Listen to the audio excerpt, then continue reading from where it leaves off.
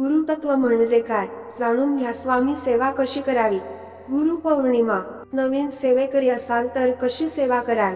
तुम्ही जर नवीन सेवेकरी असाल म्हणजे नुकतेच सेवा करणे सुरू केले असेल तर तुम्ही स्वामी सेवेमध्ये काही गोष्टी करणं गरजेचं आहे. मित्रांनो, दररोज संध्याकाळी किंवा सकाळी एक वेळ निश्चित करावी. समजा सकाळी 7:30 वाजता किंवा संध्याकाळची एक वेळ कोणतीही ठरवून दररोज त्याच वेळेला स्वामींची पूजा करावी. स्वामींची पूजा करताना दररोज सर्वप्रथम आपण स्वामींचे स्वामी चरित्र सारामृत या अध्यायाचे अध्ययन करावे.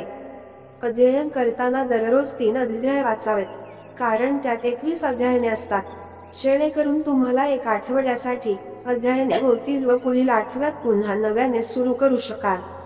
हे वाचून झाल्यानंतर स्वामींचा तारक मंत्र म्हणावा. तारक मंत्र म्हणून झाल्यानंतर आपण श्री स्वामी समर्थ या नामाचे 11 माळी जप करावा. हे न चुकता रोज करावे, अशी माहिती जोशींनी दिली. नैवेद्य दाखविताना हे करा.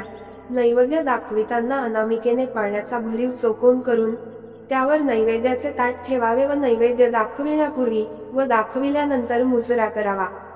नैवेद्यावर तुळशीच्या पानाने ओम प्राणाय स्वाहा म्हणत नैवेद्य दाखवावा. दोन्ही वेळेस सकाळ व सायंकाळी नैवेद्य दाखविल्याशिवाय जेवण करू नये. रात्री ताजे जेवण तयार केले नसल्यास महाराजांच्या पुरता भात करून दूध भात अथवा दूध, साखर, पोहे यांचा नैवेद्य दाखवावा.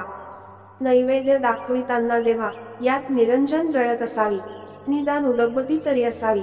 महाराज अथवा इतर देव अग्नी साक्षीशिवाय नैवेद्य स्वीकारत नाहीत, असे जोशी सांगतात. सूचना. येथे दिलेली माहिती धार्मिक श्रद्धेवर आधारित आहे. याला कोणताही शास्त्रीय पुरावा नाही. स्टोरीवाले त्याची हमी देत नाही. व्हिडिओ आवडला असेल तर चॅनलला सबस्क्राईब नक्की करा.